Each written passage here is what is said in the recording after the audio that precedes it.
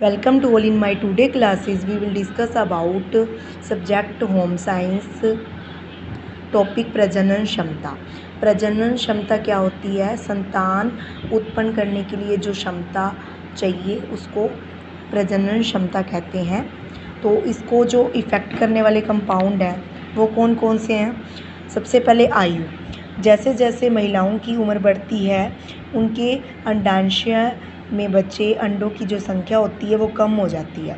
ठीक है, मतलब जो उन एग्स जो होते हैं उनका जो प्रोडक्शन है वो कम होने लग जाता है, और जो पुरुष होते हैं उनके वृषण यानी टेस्टिस ढीले हो जाते हैं, और जो स्पर्म होते हैं उनकी जो साइज़ होती है, उनकी अमाउंट होती है वो कम हो जाती है। ठीक है, अंडरस्टैंड। नेक्स्ट पॉइंट है शादी यानी मैरिज। अधिक उम्र के साथ प्रजनन क्षमता क्या हो जाती है? कम हो जाती है। इसलिए देर से विवाह करने से गर्भवती होने की गुंजाइश जो होती है वो कम हो जाती है। संयुक्त परिवार। ठीक है, संभोग के संबंध में कम गोपनीयता और पारंपरिक वर्जनाएँ बच्चा पैदा करने में देरी कर सकती हैं। आहार, मतलब कि अच्छा आहार होगा तो क्या होगा कि जो पुरुषों में स्पर्म की जो अमाउंट है वो बढ़ेगी, और जो महिलाएं हैं उनकी जो एग्स की क्वालिटी है वो भी बढ़ेगी। उसके बाद धूम्रपान है। धूम्रपान क्या होता है? अगर धूम्रपान पुरुष करते हैं तो उनके जो स्पर्म की जो अमाउंट है यानी शुक्राणुओं की संख्या वो कम हो जाती है, और महिलाओं में जो एग की क्वालिटी है वो कम हो जाती है। I hope you understand. उसके बाद हम शराब, दवाइयों का जो दुरुपयोग है, इन दोनों पॉइंट्स को इकट्ठा करके देखें तो अगर अपने शराब पीते हैं अपने यानी कि फीमेल्स भी ड्रिंक्स करती हैं और मेल्स भी, अगर ये ऐसा कुछ करते हैं तो इनके जो पुरुषों में शुक्राणुओं की कमी हो जाती है और महिलाओं में एग प्रोडक्शन नहीं हो पाता। I hope you understand. तनाव जो होता है ये भी प्रजनन क्षमता को इफ़ेक्ट करता है। जितना तनाव होगा उतनी ही महिलाओं में जो एग प्रोडक्शन नहीं होगा, और जो मेल्स होते हैं उनमें शुक्राणु यानी कि स्पर्म की जो अमाउंट है वो कम हो जाएगी। साक्षरता, मतलब कि महिलाएं आजकल जागरूक हो गई हैं, वो मतलब जल्दी शादी नहीं करना चाहती और अपने कैरियर पर ध्यान देना चाहती हैं।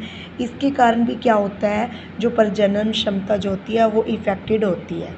इसके अलावा नेक्स्ट पॉइंट है अधिक वजन होने या कम वजन होने से गर्भवती होने में बहुत कठिनाई होती है, और अधिक वजन वाले पुरुषों में शुक्राणुओं की गुणवत्ता खराब हो जाती है, और जो महिलाएं होती हैं उनमें इम्बैलेंस हो जाता है हार्मोन का।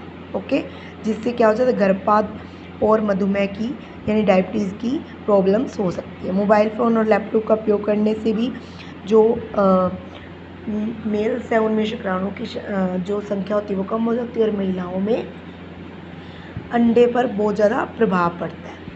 ठीक है, नेक्स्ट पॉइंट है व्यवसाय, ऑक्यूपेशन।